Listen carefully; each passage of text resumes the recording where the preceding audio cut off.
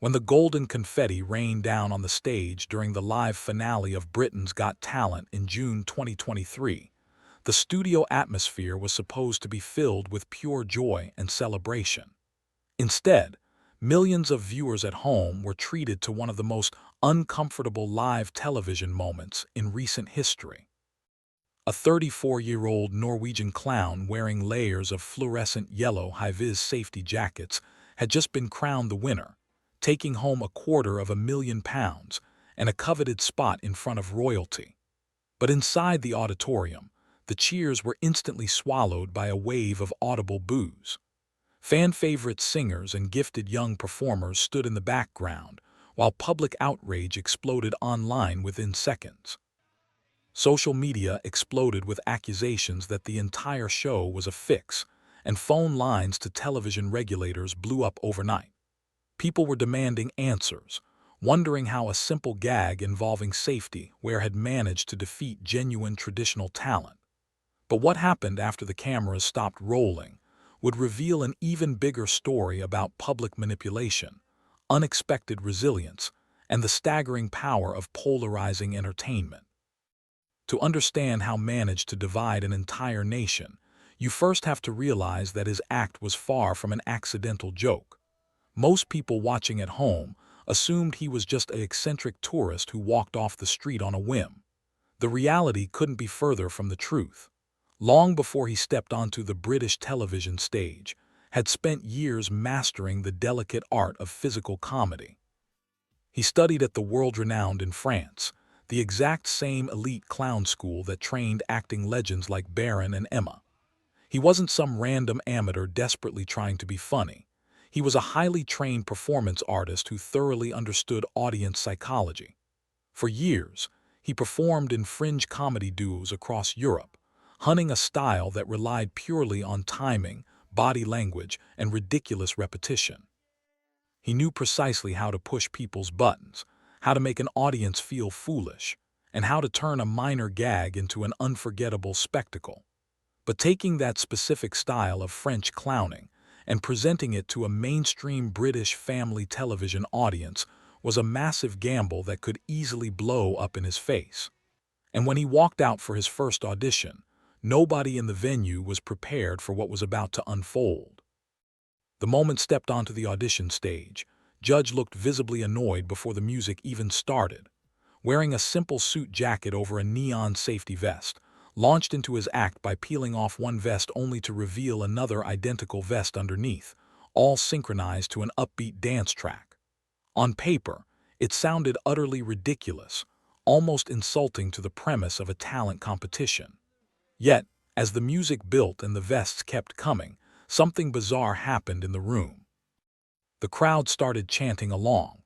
The sheer absurdity of the repetition broke through the usual polished TV act structure.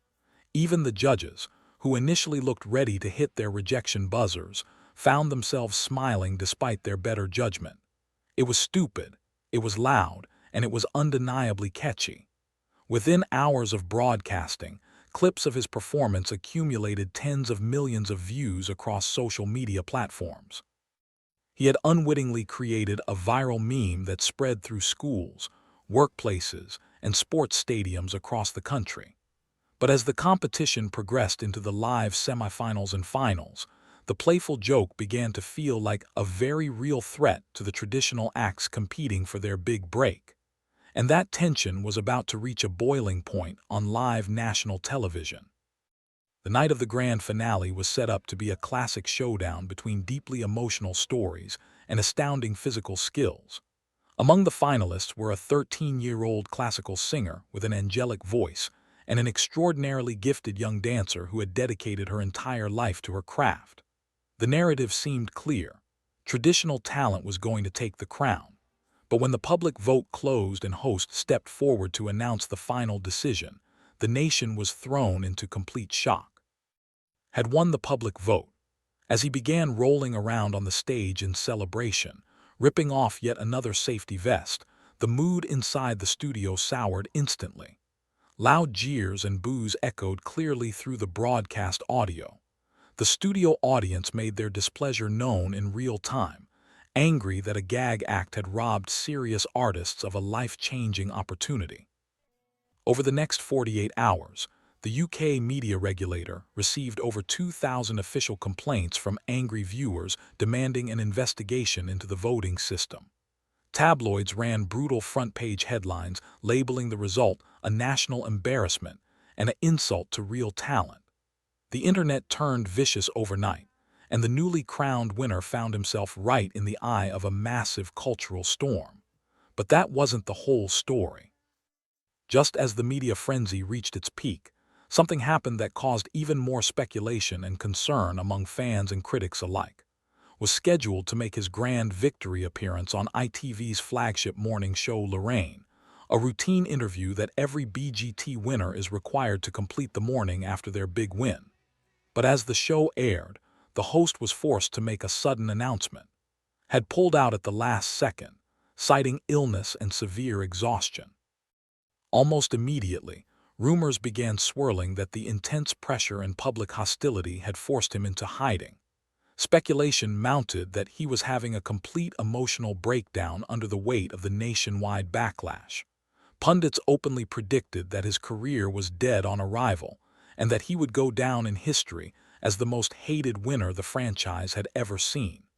The silence from his camp only made the rumors grow louder.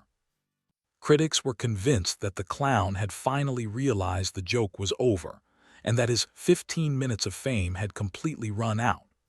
But what they failed to understand was that was already preparing his next move behind closed doors, and it was going to shock everyone who doubted him. The biggest hurdle facing wasn't just surviving the tabloid press. It was fulfilling his primary winning obligation. As part of his prize, he was required to perform live at the Royal Variety Performance at the Royal Albert Hall, an event attended by senior members of the British royal family, and an audience filled with high society traditionalists. For months, critics scoffed at the idea, claiming that bringing a man in a high-vis vest in front of royalty would lower the prestige of the entire institution. Everyone was watching closely to see if he would change his act, adjust his tone, or deliver a more refined performance to save face. But when his moment came, completely ignored the traditional rules of royal etiquette. He didn't tone down the absurdity one bit. He charged onto the royal stage with his signature boundless energy, throwing safety vests into the crowd and dragging audience members into the madness. At one point, he directly confronted Prince William and Princess from the stage, getting the future King of England to smile and join in on the joke. Against all odds, he turned a stiff, highly formal evening into a riotous success. He proved that he wasn't going to apologize for who he was, and in doing so, he silenced the elitists who believed physical comedy had no place on a prestigious stage. While the media continued to debate whether he deserved his title, focused on the only metric that truly mattered in the entertainment industry, live audiences. Instead of hiding from the controversy, he launched his official, solo tour across the United Kingdom. Industry insiders predicted that the tour would flop hard, assuming that TV viewers had already grown tired of the repetitive vest gag. They couldn't have been more wrong. Tickets sold out almost instantly across multiple cities. Historic theaters, including the iconic in London's West End, were packed to maximum capacity, with fans of all ages dressed head to toe in fluorescent yellow safety gear. The very outrage that was supposed to destroy his reputation had generated millions of pounds worth of free publicity. People who loved him wanted to join the party, and those who were curious wanted to see if there was actually any substance behind the viral meme. Delivered 2-hour full-length comedy shows that demonstrated his deep mastery of physical theater, proving to paying customers that he was far more than just a 30-second viral clip. He was generating massive box office revenue, leaving his critics looking completely out of touch with what real audiences actually wanted. Having completely conquered the British live comedy circuit, set his sights on an even bigger target, global expansion. He took his high-retention physical comedy across international borders, booking major slots at world-famous events like the Edinburgh Fringe Festival, the Melbourne International Comedy Festival, and venues across North America. Physical clowning possesses a unique advantage that traditional stand-up comedy lacks. It completely bypasses language and cultural barriers. Whether he was performing in front of British families, Australian comedy snobs, or American theater-goers, the core human response to simple, chaotic physical humor remained identical. Legendary comedy critics who had initially dismissed his television victory began publishing glowing four-star reviews, praising his brilliant packing, masterful audience manipulation, and pure theatrical joy. He wasn't just riding the tailwinds of a reality TV show win anymore. He had constructed a global comedy brand that operates entirely on his own terms. He transformed what many considered a cheap gimmick into an international touring empire that continues to sell out shows worldwide. Beyond the sold-out tour and international applause, his post-BGT trajectory fundamentally reshaped how talent executives view physical acts in the digital era. Prior to his win, traditional television producers favored emotional singers and tear-jerker backstories because they were safe and easy to market. Shattered that blueprint completely. By combining traditional French clowning techniques with short-form, meme-ready visual cues, he demonstrated that polarizing content generates far higher engagement than universally liked talent. Love him or hate him, millions of people were actively talking about him, clicking on videos, and buying tickets just to express an opinion. He proved that in the modern entertainment landscape, generating strong emotions, even negative ones, is infinitely more valuable than being forgettable. He leveraged his £250,000 cash prize into a long-term business model, securing brand partnerships with safety equipment companies, selling mass quantities of High-Vis merchandise, and commanding top-tier performance fees across Europe. He showed every aspiring performer that you don't need everyone to like you to build a thriving, highly lucrative career. Looking back at the explosive fallout of Britain's Got Talent 2023, his victory stands out as one of the most defining moments in modern reality television history. He came into a high-stakes competition as an absolute outsider, weathered a wave of national backlash that would have crushed most seasoned celebrities, and emerged as a global touring power. He took a humble worker's safety vest and turned it into a symbol of pure, unadulterated escapism in a world that often takes itself far too seriously.